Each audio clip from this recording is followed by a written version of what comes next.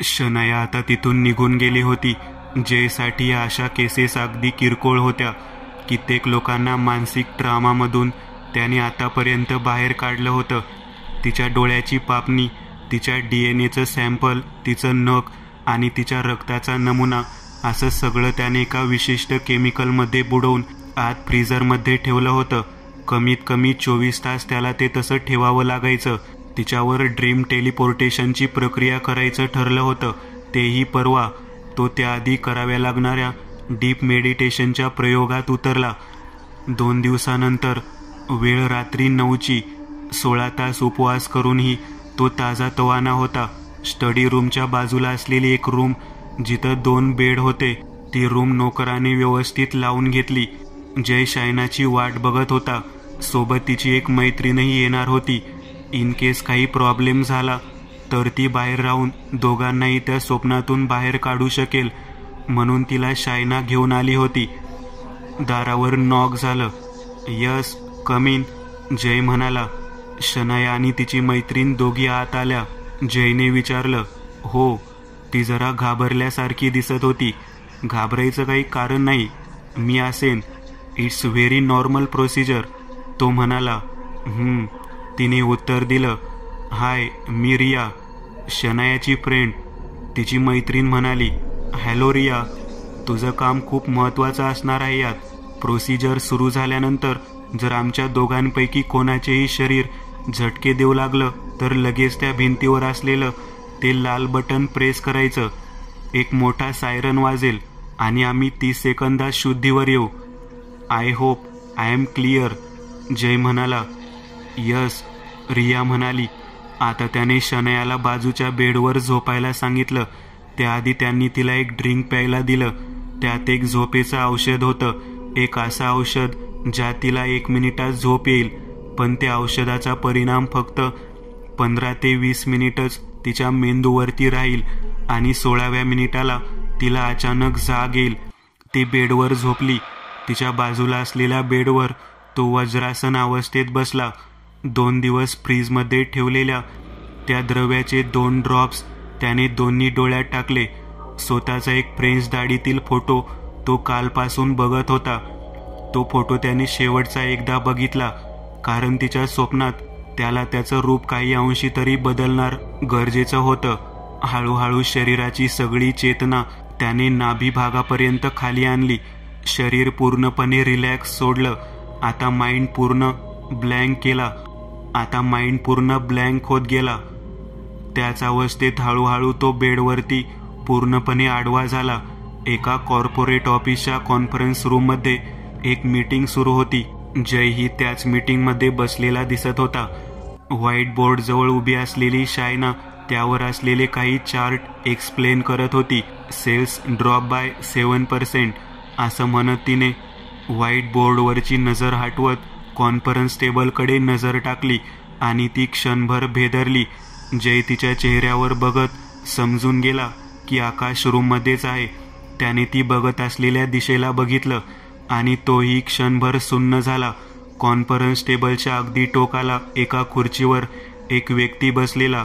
अंगावर काळे कपडे आणि चेहऱ्याभोवती एक काळं कापड गुंडाळलेलं होतं. त्या काळ्या कापडाला 2 बिळं होती. त्यातूनच तो बघू शकत होता. काय झालं मॅडम? तिच्या शेजारी बसलेल्या एका मुलीने तिला विचारलं. शनाया या प्रश्नावर काहीही उत्तर देऊ शकत नव्हती. तिच्या तोंडून शब्दच फुटत नव्हता. तिने त्या व्यक्तीच्या दिशेने बोट दाखवलं. सगळ्यांनी त्या दिशेला बघितलं आणि सगळे आता हसायला लागले. सगळ्यांचं ते हसणं इतकं विकृत होत चाललं होतं की आता जयच्याही मनात शंकेची पाल चुकचुकली.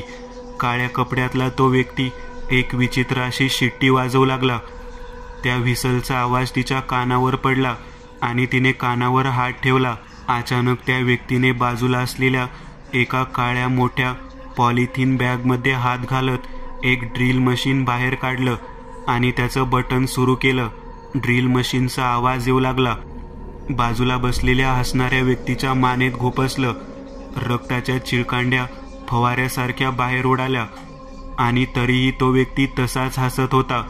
हे काहीतरी भयंकर आहे. मी विचार केला होता तितकं हे नक्कीच सोपं नाहीये. तो व्यक्ती व्हिसल वाजवत उठला आणि त्या माणसाच्या मानेतलं ड्रिल मशीन त्याने बाहेर काढलं. रक्ताच्या थारोळ्यात खुर्चीवर तो व्यक्ती तसाच हसत होता. त्याच्या मानेला एक भलं मोठं बीळ पडून त्यातून रक्ताच्या चिळकांड्या बाहेर उडत होत्या. तो काळ्या कपड्यातला व्यक्ती आत बाजूच्या खुर्चीवर असलेल्या माणसाच्या जवळ आला आणि त्याच्या मानेत मागून त्याने ड्रिल मशीनचं टोक खुपसलं. जय जरासा मागे सरकला. खोलीत अजूनही सगळेजण विकृतपणे हसत होते. एक एक करत त्या रांगेत बसलेल्या 4ही जणांच्या मानेत त्याने ड्रिल मशीन खुपसलं होतं. आणि हे सगळं सुरू असताना ती नुसती स्तब्ध होऊन बघत होती. जयने स्वतःच्या खिशात असलेली त्याची ती गुप्त वस्तू चाच पडली आणि पटकन मागे सरकत तो उठून उभा राहिला.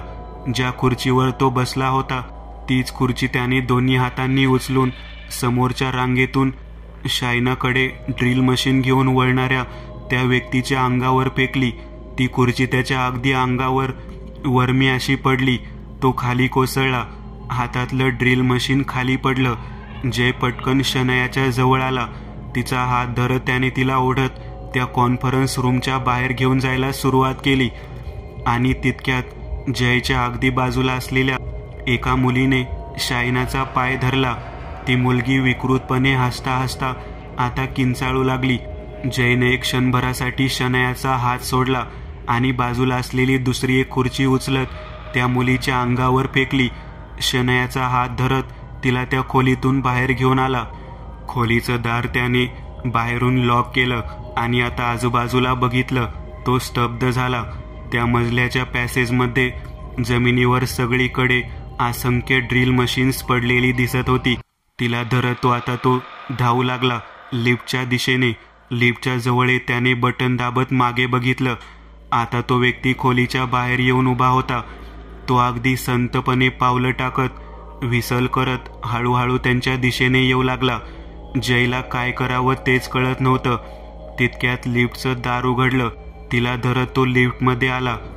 लिफ्टचा दरवाजा बंद होईपर्यंत तो व्यक्ती हळूहळू चालत लिफ्टच्या काही फुटावर येऊन पोहोचला होता. ग्राउंड फ्लोअरचं बटन दाबलं गेलं होतं. लिफ्टचं दार बंद झालं आणि तो व्यक्ती आत येऊ शकला नाही. लिफ्ट आता वेगाने खाली येऊ लागली आणि तितक्यात लिफ्टच्या वरच्या भागावर धाडकन काहीतरी पडल्याचा आवाज ऐकू आला.